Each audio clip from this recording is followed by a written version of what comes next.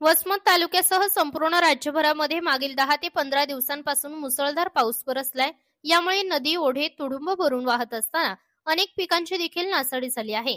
हातातोंडाशी आलेला घास निसर्गाच्या लहरीपणाने हिरावून घेतलाय आणि शहरातल्या गोरगरीब रोजमजुरी करणाऱ्या नागरिकांच्या घरात पावसाचे पाणी आल्याने जीवनावश्यक वस्तू वाहून गेल्या। अनेकांचे मोठे नुकसान देखील झाले, अनेकांचे आर्थिक देखील नुकसान झाले आहे।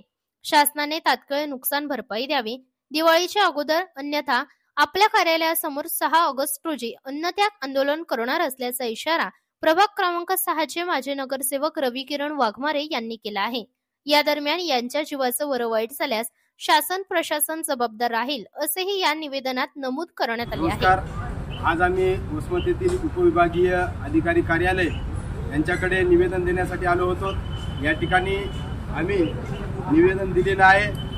2-4 दिवसापूर्वी वसमत शहरामध्ये अतिवृष्टी झाली, भयंकर असा पाऊस संपूर्ण वसमत शहरात आणि तालुक्यामध्ये झाला। या अतिवृष्टीमुळे जी गोरगरीब लोक आहेत या लोकांचा निवारा, अन्नधान्य, वस्त्र हे सर्वच त्याच्यामध्ये वाहून गेलेलं आहे आणि म्हणून त्या लोकांना शासनाच्या वतीनं मदत व्हावी याकरिता आम्ही आलेलो आहोत।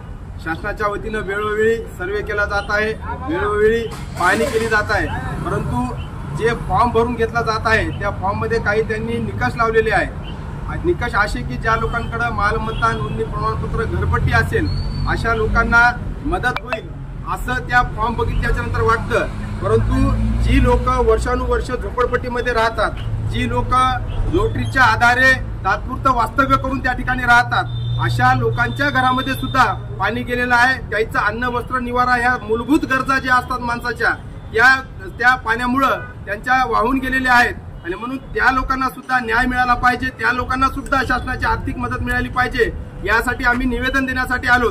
जर तशा पद्धतीनं जर कोणाकडे मालमत्ता प्रमाणपत्र नसेल आणि तशा लोकांना जर न्याय दिला नाही तर दिनांक 6 ऑक्टोबर 2025 या रोजी आम्ही प्राणांतिक आमरण उपोषणास बसणार आहोत। याची शासनानं नोंद घ्यावी याकरिता आज या ठिकाणी आम्ही माननीय उपजिल्हाधिकारी साहेब वसमत यांना या निवेदनाच्या मार्फत सांगितलेलं आहे।